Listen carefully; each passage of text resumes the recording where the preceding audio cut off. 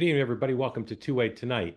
There was a story in the Wall Street Journal, I think it was a journal today, that said, when Donald Trump jawbones the markets, just assume they'll succeed. We all woke up in the East Coast today with a conflict between Israel and Iran. And the president tried to put it at the fire early, and there have been no more known firing today. And so, of course, the markets just go with that. Just go with peace. Dow was down, but the S&P was up. NASDAQ was up. Oil up only slightly. Gas down slightly. S&P closes higher as chips stage a comeback. Iran stops strikes on Israel. Chips stage a comeback. Nothing like a good chip comeback. Anyway, it's really not clear what's going on with Iran, but there's some reports out of the Middle East that Iran has rejected the latest draft proposal because it doesn't provide economic relief soon enough, and not enough economic relief. And I'll just say again, Iran wants to say nothing specific about nuclear and wants a lot of money, including from the Strait, including reparations, including unfrozen assets, including sanctions coming off. And the president cannot give them any of those things. Honestly, he can't give them any of those things. They can try to funnel some money through a third country, but I just don't understand logically why the president thinks there could possibly be a deal unless Iran caves, acts like they're vanquished. Boy, they don't act like they're acting like they're vanquished. I can't think of a single thing they've done of late that suggests they think they're vanquished. So I remain super bearish on the prospects of a deal. I'd like there to be one. I'm not rooting against it, but I don't really see how there could be a deal. Now, you might think we're leading with Iran. We're not. We're not. In part because not much happened today. I'd lead with Iran every day if stuff happened, but not much happened. Here's our guests. Haima Moore of the United States, Mark Bednar, also of the United States. Gentlemen, welcome and thank you for being here. Hey, Mark. Good to see you. Here's where we're Great to be here. So grateful to you for spending the time with us. Here's my opening question. If you were the managing editor of a 1-hour newscast, would you do a story on Donald Trump going to the Knicks game today before the game? And if so, what would your angle be? Haima Moore. I mean, look, why not? I mean, we're going to have a lot of time to talk about this, but at the end of the day, it is historic. He is the president. He's a New Yorker, and it's very cool. So I would just do a lighthearted story on it, just to sort of talk about the last time a president attended any NBA game and what that was like. So a lighthearted story about how just sort of like Madison Square Garden, world's most famous arena, first president to go to an NBA game. Maybe show Patrick Ewing on the Today Show giving Game 3, Game 4 tickets to a bunch of little kids. I like that. Mark, is that the piece you would do? Yeah, absolutely. I mean, even I think the highlight of Obama's entire 8-year presidency was when he shot around with the UNC team. Our president's liking sports. That is a good for America. Or George W. Bush throwing the first pitch at then Milwaukee's Miller Park for their inauguration of the stadium. Like, people like this stuff. All right. People like this stuff. Here's two people who would answer the question differently. Here's Stephen A. Smith, number 17.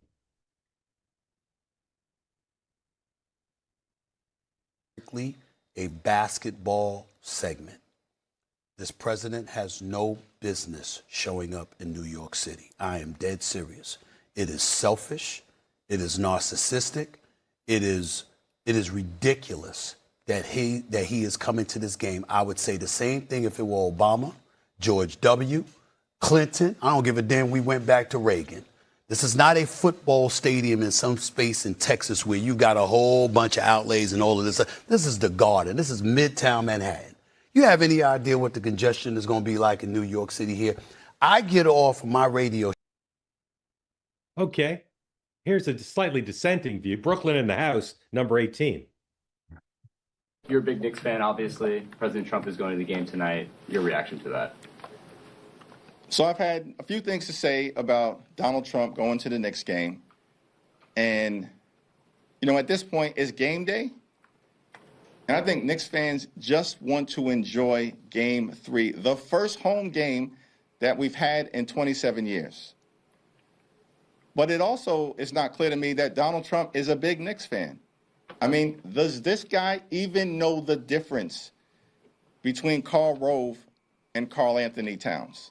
I don't think so. He's just injecting himself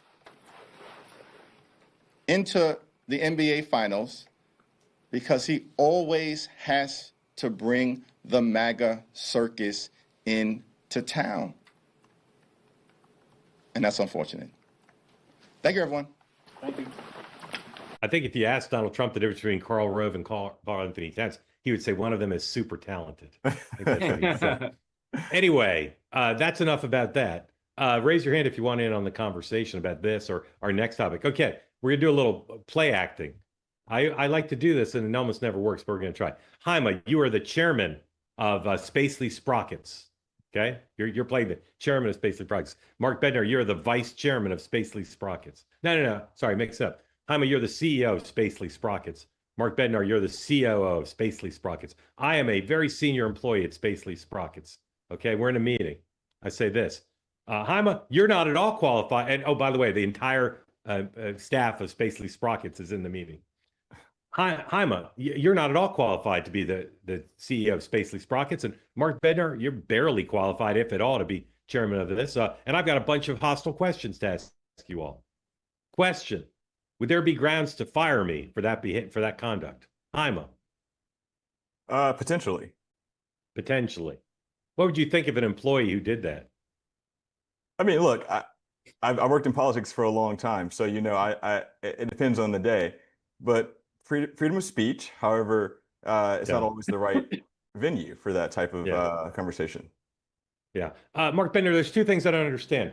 They moved the watch party from right outside the Garden to Bryant Park. Yeah, I don't know how many blocks that is exactly, but it's not a lot of blocks. It's like 8 blocks. That's not very like 8 far. blocks. Yeah. And then there's another one at Woman Rink.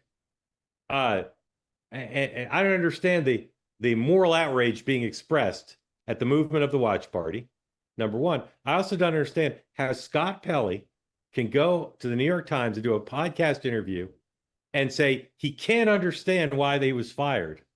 And he can't understand why the executive producer was fired, even though she allowed Anderson Cooper to go on the air of 60 Minutes and trash CBS. He can't understand it. Can you understand why Scott Pelley was fired? Well, not only can he not understand why he wasn't fired, he also cannot even possibly see the bias surrounding him. Oh, that's a whole other thing, but yes, indeed. But that's just a part of it. It's like asking a fish, like, what water? For him to be so oblivious to kind of his entire record, and then have this final confrontation bubble up. These are people who have had a long runway for, their editorial discretion for a long time. So for him to be blindsided right now, maybe this is the first time he's ever been told no. But this seems to be something that has been coming together, based on just his performance for quite some time, and now we finally have a staff at CBS that was able to actually figure that one out and put a stop to it. Haima, to what extent are you having problems sleeping because of the changes at 60 Minutes? I mean, look, I'm a nerd, so probably a little bit more than the average American. But I think I have always enjoyed 60 Minutes as a program, and I think, in full disclosure, I spent a lot of time over at CBS. I was just there with them this morning.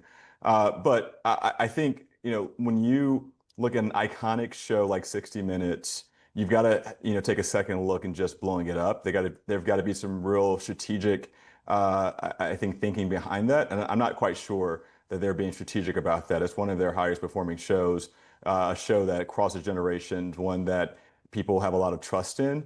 And so I think just from CBS in general, this is just another set of questions people are having to ask about their legitimacy, and I think it's just unfortunate. Yeah, I just the sense of entitlement of people who work there. When I worked at ABC News, we had a show called Nightline. Yeah, and the sense of entitlement of the people there.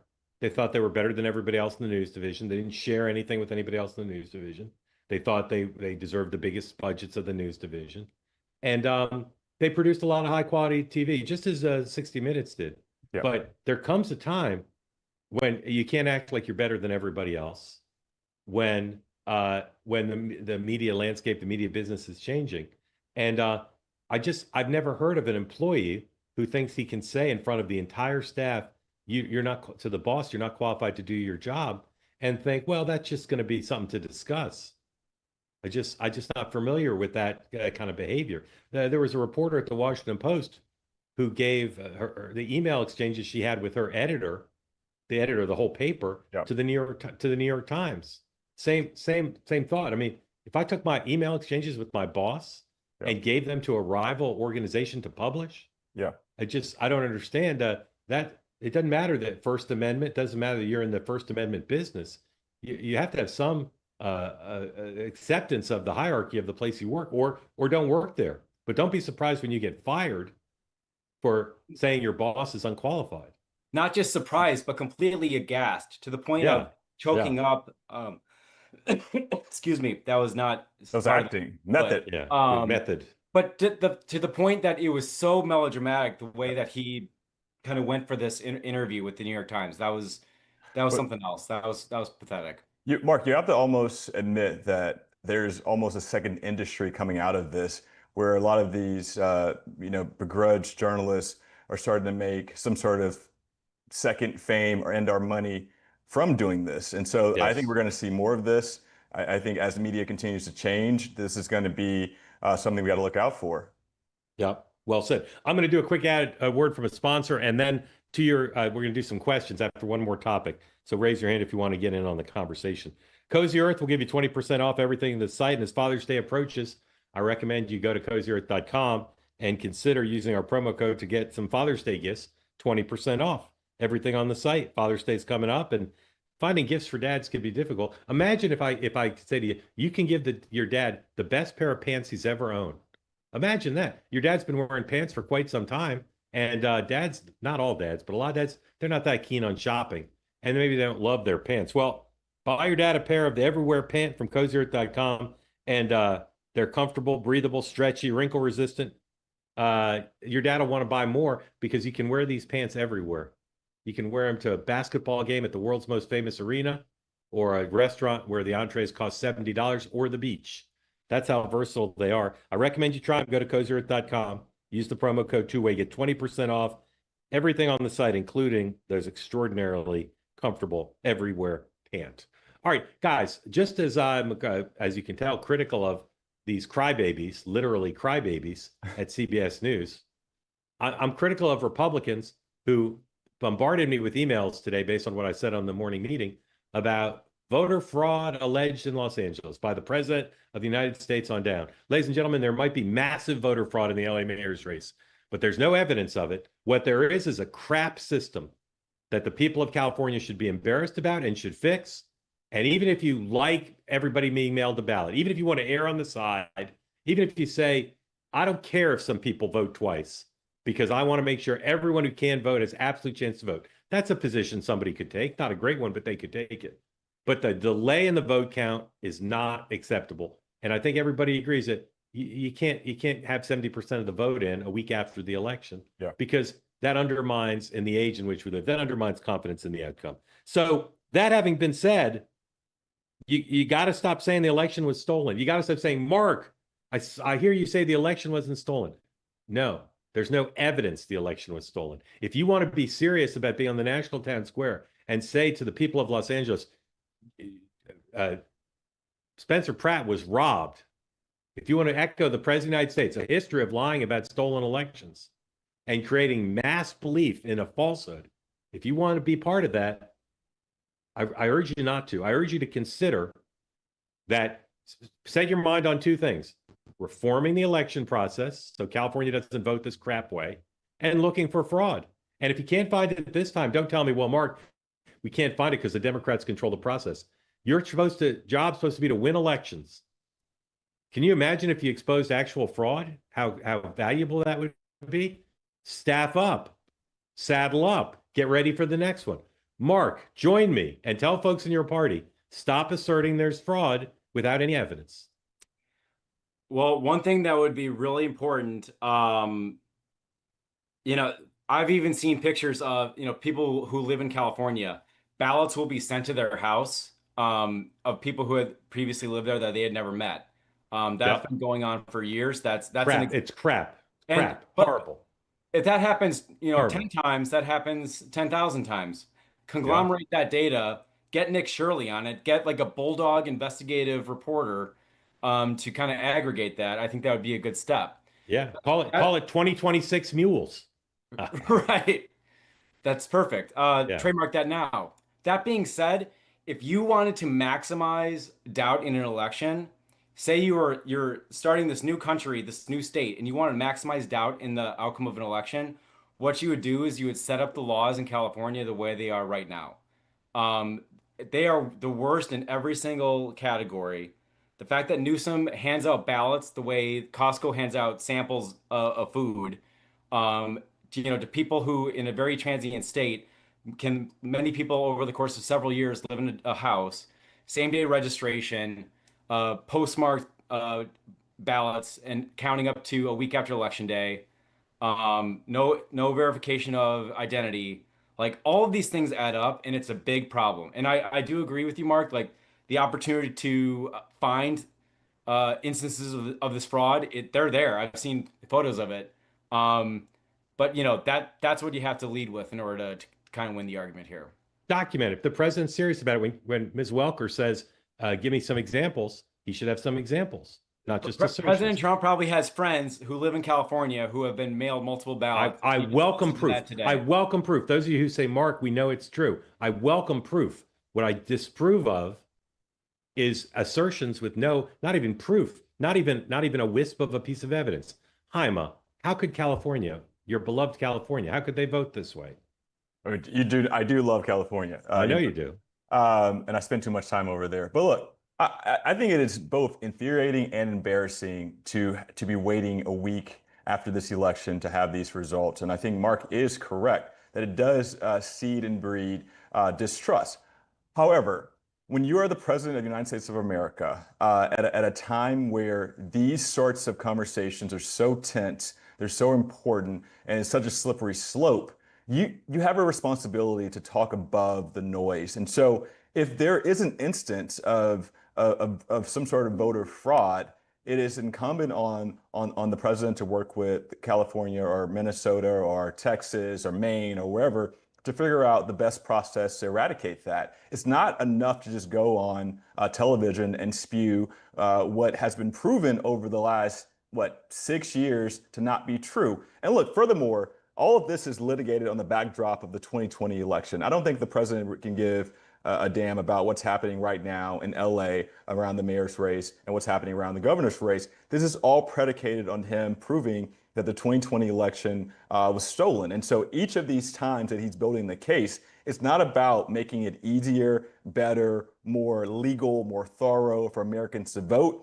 This is about admonishing people who said that he was wrong about 2020. And so all of that said, it is so irresponsible for the president, for the president's party to continue to have this conversation without real evidence. Look, Mark, if your friends have 1 or 2 or 16 ballots in their house and they've sent you photos, why can't we corroborate that? And why can the president, why can't the secretary of state, why can't the attorney general, why can't these individuals who are responsible for eradicating this take notice and use that as evidence to move forward?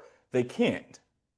They could. The White House today could set up a website. Oh, set up a war room and a website and say, bring us your stories. Now, Mark, there are going to be a lot of stories of people saying, I haven't lived in California in 15 years and they mailed me a ballot, or they sent me a text saying, would I like my ballot? There's going to be stories of saying 2 ballots got mailed to my house. No doubt. Yeah. But then there's going to be stories that say, I saw a guy on Skid Row passing out ballots. No. I saw a guy in Skid Row. No. Give me some photos. Give me some documentation. Because I will say this. Am I saying there's no instance of voter fraud in the United States? Of course not. Right. But to do voter fraud at the scale required to impact an election, ladies and gentlemen, that is a mass conspiracy. That is a Well, mass I think conspiracy. I think from my perspective, it's with this election and with other sort of conspiracies that are starting to brew right now. It just feels like the president and the Republican Party are using this as an instance to another instance to say the Democratic Party has this grand conspiracy to overtake people's rights in the country in a way that is going to be illegitimate. And I think that's just categorically false. And it's Amen. just so bad for Amen. look. And I'm from Louisiana, you guys know, so I've seen elections go all which way. But I think we've got to just get above this conspiracy. And if we want to eliminate this fraud, if we want to eliminate things that are making it harder for people to vote, let's do that. Let's work together to do that.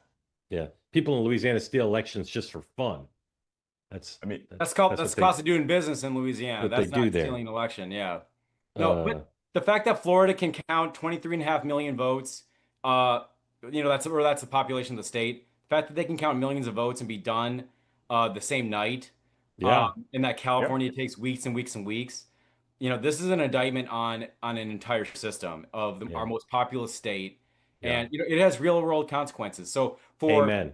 Mark, Amen. real quick, for an embarrassment of why this is so bad. So new member orientation. It happens a couple weeks after the election. So we built a majority, which we won in 2022, and all roads went through California. We beat Nancy Pelosi in order to do it. And even throughout winning those seats, throughout subsequent elections, members from both parties would be invited to new member orientation because they didn't know who had a winner yet. So both R's and D's would be there to learn about how you set up an office, who you consult for a chief of staff, etc.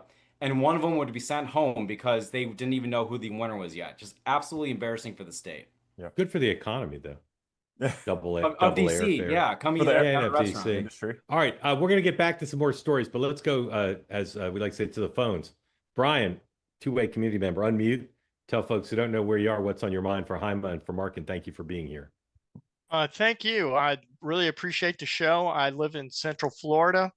The president visited down here recently, but anyway, I just Brian, wanted to make. Did you feel the earthquake today?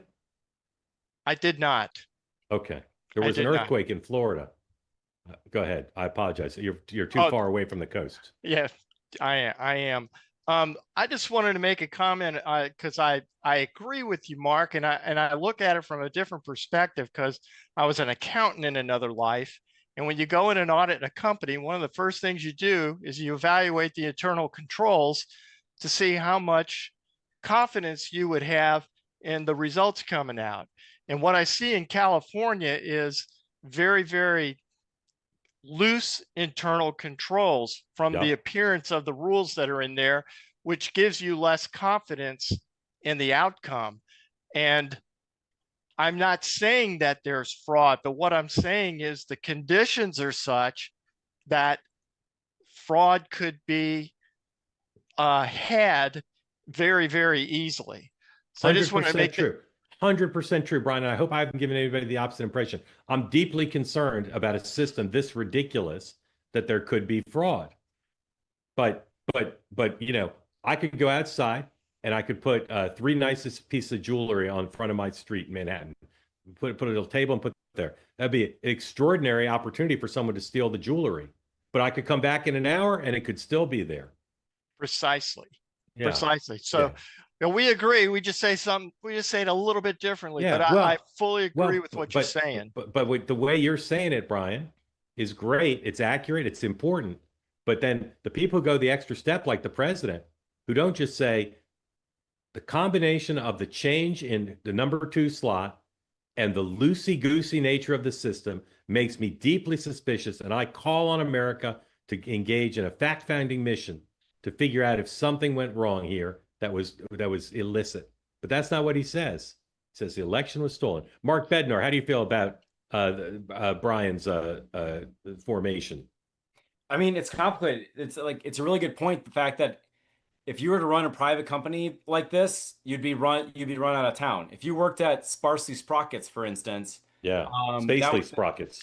Yes, either Sprocket company. There's too many. Yeah, either one. Yeah, right. A lot of competition. Yeah, right. Sprocket industry. You'd be run out of town.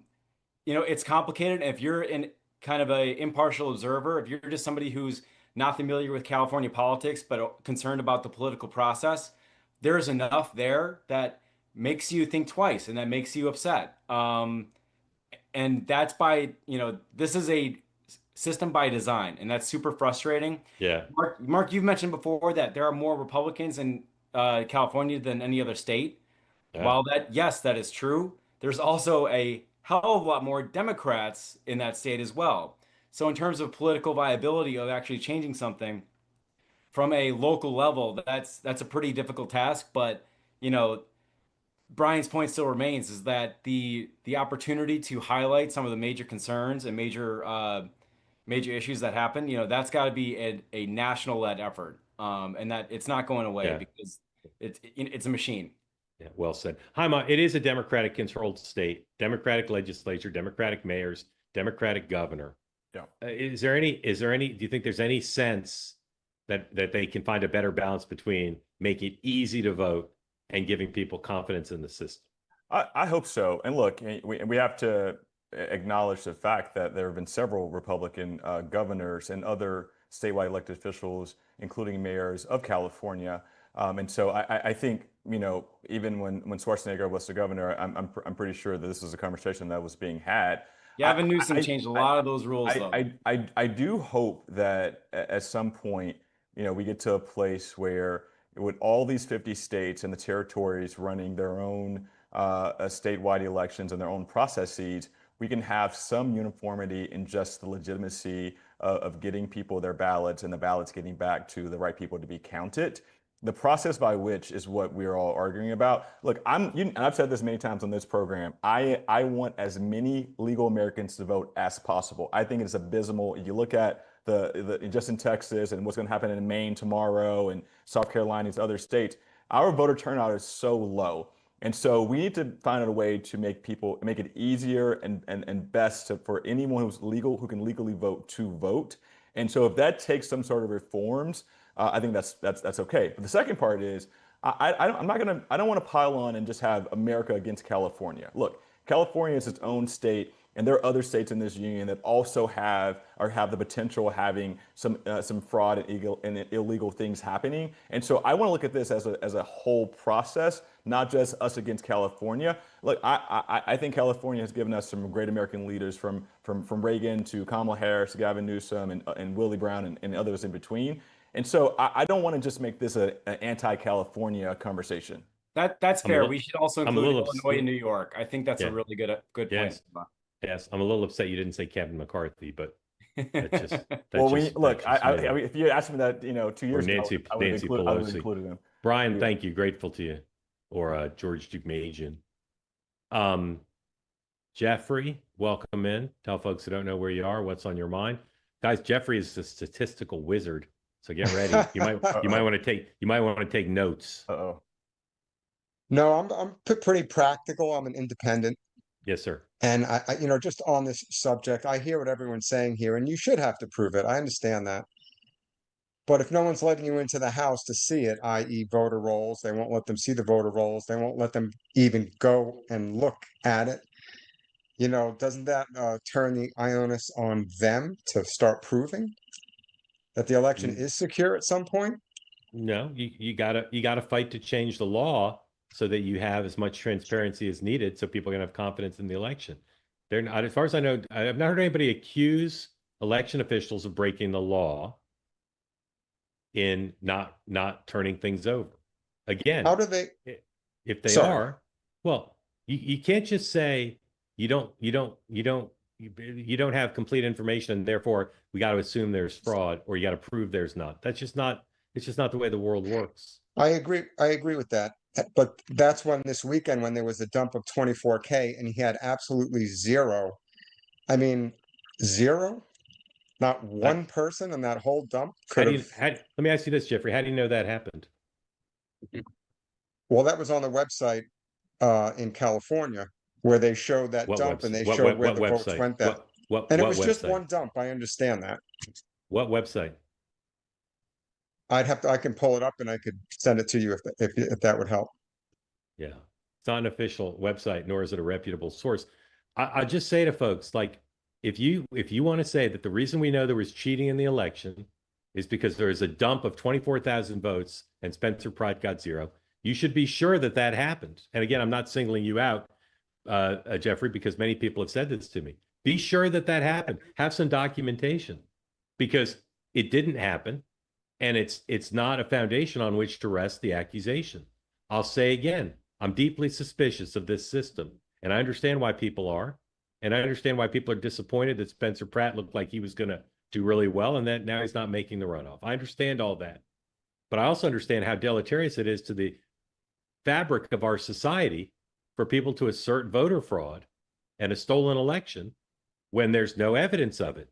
Doesn't mean it didn't happen, I'll say again, but there's literally no evidence. What is the evidence that would, I can, I'll defer to that for now, but what evidence are people looking for? What is the actual evidence you would have to see? What's the theory that the president has about how the election was stolen? That people printed ballots, fake ballots, that people ballot harvested illegal votes from people on Skid Row, that people voted twice? Like, have a theory. And again, it's going to have to be a lot of votes. A lot of people voted in this election. So you couldn't just have you've had 1,500 people voting illegally. Not enough. Not enough. I think to Larry's point, when you were talking, I don't know if it was yesterday I was watching. And definitely wasn't yesterday. I was asleep yesterday. Or whatever, this morning, yes, sir. That's what inclined me to come on board here. Yes, sir. And he made those points of all the different discrepancies. Well, Larry's points are about the system. Larry's point is the system allows you to do things that are legal, but that are corrupt. And I don't disagree with too much of what Larry said. But you can't say the system's bad and no one broke the law, but they still stole the election, because that's the law. That's the law. If you don't like the law, change the law. And don't say it's a one-party state. I'll say again, Larry got mad when I said this. If the Republican Party is so incompetent that they can't win elections by saying to the voters, look how corrupt the Democrats are. If the system's so corrupt, I mean, come on. Come on. There are a lot of Republicans. There are a lot of independents. There are a lot of fair-minded Democrats. Make the case. Don't just wave around a piece of paper and say the election was stolen. Jeffrey, thank you. Grateful. Thank you. Mark has to leave relatively soon. Uh-oh. Mark's got to leave early. It's just going to be the two of us. Maybe we'll end early in deference to Mark. Mark, when Speaker Johnson says this, you tell me, is he mean it, or is this just it's just a demagoguery? This is Mike Johnson, please, number 6.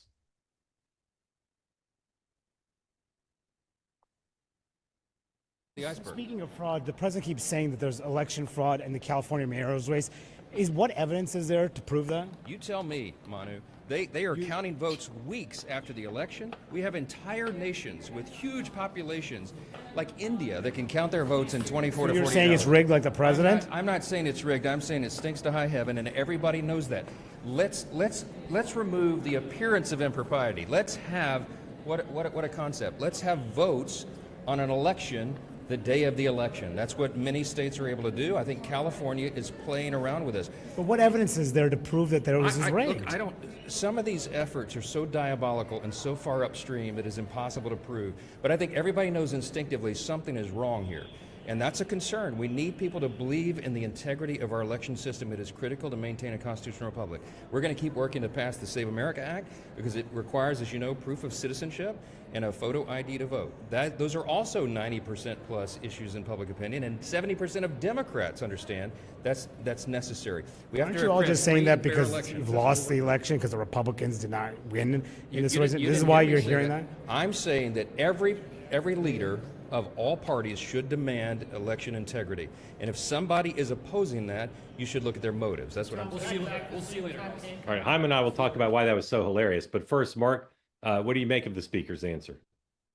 I mean, he kind of raised the same concerns that I did. It was about the system itself. Obviously, he did not want to get into any sort of specific allegations. That can become a rabbit hole pretty quickly. As he was aware of, but for him to be frustrated about the system at large, and then from a Congress perspective to pivot to a piece of legislation that he finds to be important, Like that's a good, Yeah. good way out. Yeah. All right, Mark, thank you for being here. Always love having you on. Thanks, Mark. Bye-bye. Appreciate it. All right, see you, Mark. Haima, what, tell me why you chuckled at the speaker's response. Oh, great. Yeah, well, I mean, look, the speaker is very well spoken, so I got to give him Yeah. that. He is absolutely Louisiana hilarious. fella.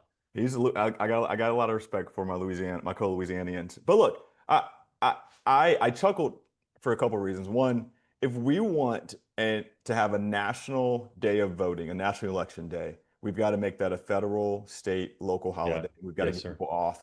Or we've got to open the polls for 24 hours that day and give people the ability to vote when they don't work, and not just bring it down to 8 hours of voting, because that's insane. Secondly, it's so funny because the speaker understands that this entire argument, it has a false premise when it comes to the actual corruption, and so he couldn't quite get there. And I think he was trying to be as honest as he could, and didn't give the president any more credence in his allegations.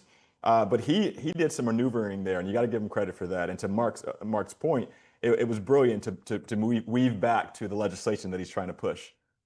Yes, that was smart. But my favorite part probably was the beginning when Manu asked him what evidence he had, and he says, "What evidence do you have?" Yeah. It's just no. He's getting good at this. Yeah. Again, I understand the concern. I understand the suspicion. I understand the frustration. I understand the desire to cater to the president's claims if you're a Republican. But what I don't understand is contributing to this false conspiracy theories that might be true, but they're false as far as we know. I probably shouldn't say false. Unproven. Unproven. Yeah. Unproven. I don't like, I'll tell you this. I'll throw a bone to the people who are just so angry at me now. I don't like when the New York Times calls these things baseless, even though they are technically baseless. I just don't like it. It's a little too freighted. I just prefer unproven. Yeah. Unproven. Then you're fair ground. All right, Raymond, welcome in. Thank you for being here. Unmute. Tell folks who don't know where you are and what's on your mind for the great Haima Moore. Hey, fellas. Hey, Mark. Good to see you again, buddy. Yes, sir. I am from California. Yes, sir. And I will say, I think for me, the claim of fraud, Mark, I agree with you, is like super, super hard to ever demonstrate or prove here. Yeah. And that would be the tipping point. If that would proven, this whole debate's over. Yes, But sir. I will say that in California, the rules definitely, it's not just a little, but heavily weigh in favor of Democrats maintaining their power. And I can give me some examples, Raymond, of the ones that strike you. Well, like jungle primary is one. I'll say that ballast harvesting as well. Let's stop on jungle primary, right? This is top two, right? Top two go to the general. I don't believe that the sponsors of this had in their intention to favor the Democratic Party. I believe that their intention was to try to produce more moderate nominees. I believe that was their intention. Haima, wasn't that their intention? Yeah, it was. Yeah. Why, Raymond, does that help Democrats? Assume we're right that it wasn't their intention. Why does top two help Democrats? Because regardless if they're moderate or not, it's Democrats winning top two positions, and Republicans don't have a say, right? So it's Republicans not having a voice. Why can't you run a Republican candidate who's got enough support to be in the top two? What do you mean? What do you mean? Why can't you run a candidate that has enough support? Why can't the Republican Party find candidates with good ideas, strong grassroots support, capacity to raise money, who can finish in the top two? Oh, well, I would think that a big part of it is the demographics and the makeup of the state. I think a lot of people have grown accustomed to certain expectancies from the government, making it very hard for Republicans to get any inroads in those regards. And then on top of that, not having opportunities to have candidates run statewide because of things like jungle primaries and also ballot harvesting. I think all let's talk about ballot harvesting. I don't accept the premise that Republicans can't compete in top two, nor do I accept the premise that that's why it's there. But let's go to the second one you said. It's not can't compete, it's that it's heavily weighted against. Okay. Heavily weighted against. What about why is ballot harvesting weighted against Republicans? Again, because of how voter demographics work. Republican demographics are spread out. I mean, Democratic voters are usually high volume in small areas. You can go to one block in LA and get a whole lot more votes by one person ballot harvesting. Would you say, okay, would you say Mississippi and Louisiana are unfair because of the way the demographics are spread out? Well, it depends on the rules. Absolutely. Depends on the rules. If those states are rigging the system to favor a party over another, then I don't think there's anything wrong with saying the word rigged. I ask again, why is ballot harvesting better for Democrats than Republicans? I'll explain it again then. It's the demographic volume and density of how Democrats so it's easier. are. So it's easier, just like it's easier to trick or treat in an urban area. Right. It's not even close. If it was close, there'd be a case, but it's not even close. Right. Yes, it's like saying, go ahead, you go ballot harvest too, Republicans. But it's not even in the same ballpark of not even the same ballpark. Yes, Republicans could, but it's just not in the same ballpark of advantage. Yeah. Okay. Jaime? Well, look, the governor of Louisiana with the state legislature just famously changed from a jungle primary to a closed primary in order to get Bill Cassidy out only. I agree with you. So it had nothing to do with the Democrats, nothing to do with making the Republican Party of Louisiana more competitive, all to do with making sure that Bill Cassidy was punished on behalf of the president. And so, look, these things are happening. And I, as someone who's won and lost elections, both in red states and blue states, we can't whine over these. If there are more active Democrats in California who are more excited about the Democrats who are running, that has nothing to do with the jungle primary. And look, we're at a point right now where we're not quite sure if Steve Hilton could still be the number 2 in the gubernatorial, where you're going to have a head-to-head, one. And secondly, I mean, I don't know. I just don't understand. I get so confused by the fact that people won't acknowledge that Arnold Schwarzenegger was just the Republican governor just a little while ago of California. He was the number 1 vote getter, not the number 2, not the number 3, not the number 4, but the number 1 vote getter. And so, if you want, like you guys, like Republicans tell Democrats in these red states like Louisiana and Kansas, if you want to go be competitive, either go help change the laws to make you more competitive, or go be more competitive. And I think that's just the fact. Yeah. I think that's oversimplifying it, but I hear your point. Raymond, if you could make anybody who was constitutionally eligible president, who would you pick? Right now, today? Yeah, today. I would pick Marco Rubio. Marco Rubio. Why Marco Rubio and not JD Vance? Marco Rubio has a way of explaining the nuances of the details that's accessible to everyone to understand. It just makes sense. And so what you have is an individual who can present the administration's perspective in a way that's accessible and allows there to be a sense of allowance from the populace to go along with the mission. Well said. The vice president said, Raymond, I saw you on Two-Way tonight, and I was disappointed you didn't pick me. What do I need to say to you to win me over? What would you say to him? I mean, it's not like I wouldn't ever contemplate supporting him. I mean, given the fact that you asked me if I had to pick it too, I would. He says, Raymond, I want to be your number 1. There might just be an uncrossable river there. I don't think JD has. I would say polish up that area. So that's what I would say. Study Marco, see how he delivers content, and I would just say polish up that area and present yourself. Give yourself multiple opportunities to present yourself that way, and go from there. Raymond, thank you. Appreciate it. Jaime, as you know, I'm just obsessed with what people think of JD Vance. I find it so fascinating. Well, I also find that fascinating, and Raymond and I share a lot of the same thoughts on that.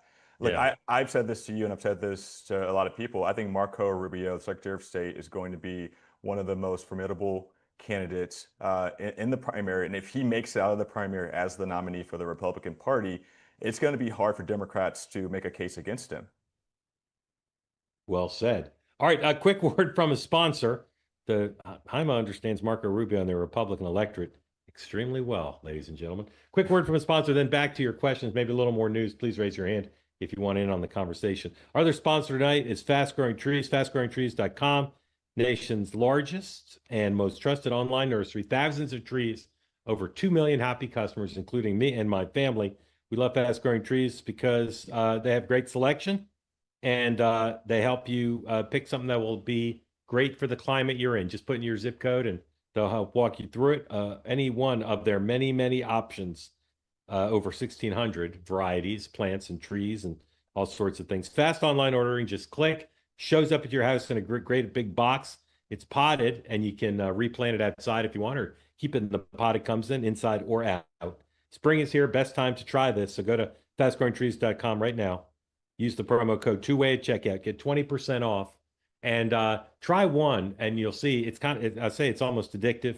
Fastgrowingtrees.com, 20% off to be able to just grow and buy and grow something right there. Offers time limited, terms and conditions apply. Fastgrowingtrees.com, promo code 2WAY for 20% off. Colleen, welcome in. Thank you for being here. Unmute, tell folks where you are, what's on your mind for Haima. Hi, thank you, Mark. I'm Colleen from Long Island. I'm going to talk about the Knicks because I'm heading to Penn Station soon.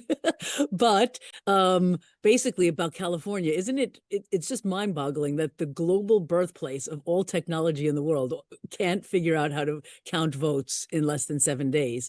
And also statistically, it just doesn't make sense that Bass and Pratt won the top 2 slots, but now all the votes coming in later are going towards Ramen. It just, I'm not a statistician, but that just doesn't seem mathematically possible.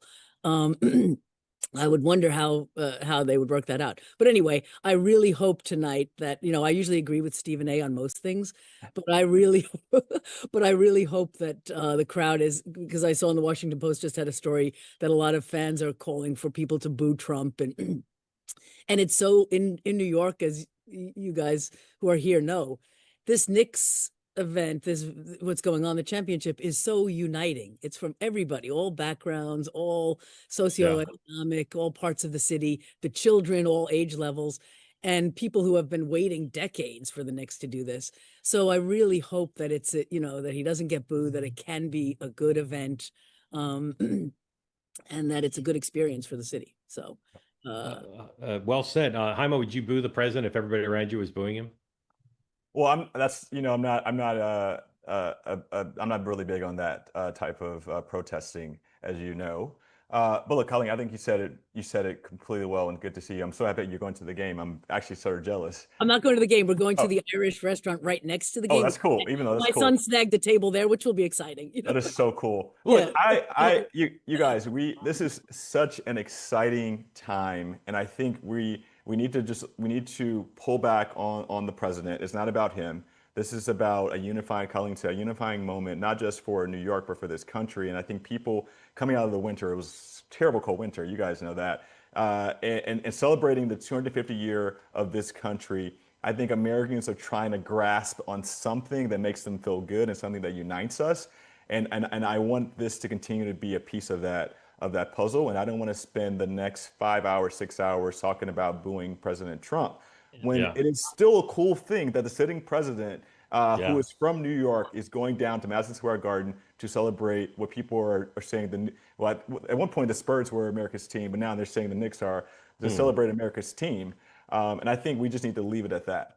Yeah, Colleen, thank you. I got to say, I think it's amazing no president's ever been to an NBA final. That just seems kind of crazy to me. All right, here come Ryan and Dan. Oh, by the way, before I bring Ryan and Dan in, I don't read the chat, but I do glance at it, and I mostly look at the chat here on two-way, but there's a parallel chat on YouTube, and man, I guess I should have said at the top, no smack in the chat, because you all have just taken tonight to have license to just smack it up in there. There is so much smack in the chat today. So I just say again, as I typically do at the top of the show, please do not put any smack in the chat. There's all sorts of places on social media where you can put smack, and it's not only tolerated, it's welcome.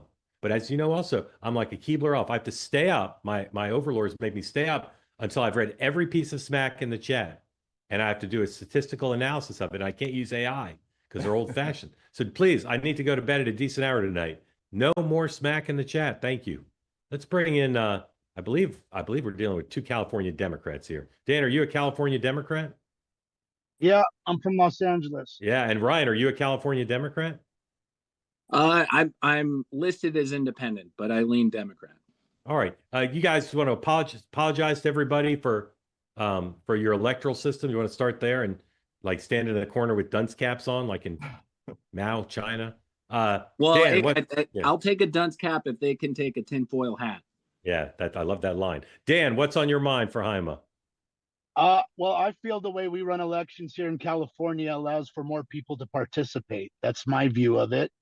If Trump were to won 2020 and Steve Hilton and Spencer Pratt would have won this year, we wouldn't be talking about stolen elections. So I guess my question is, do Republicans do this at their own, disservice to talk about stolen elections? Good question. Ryan, what's your question? And Jaime will address them both. I was going to stick with the sports narrative. Never have we had a president that has been to more sporting events. We also have one coming up in the World Cup. It was just reported that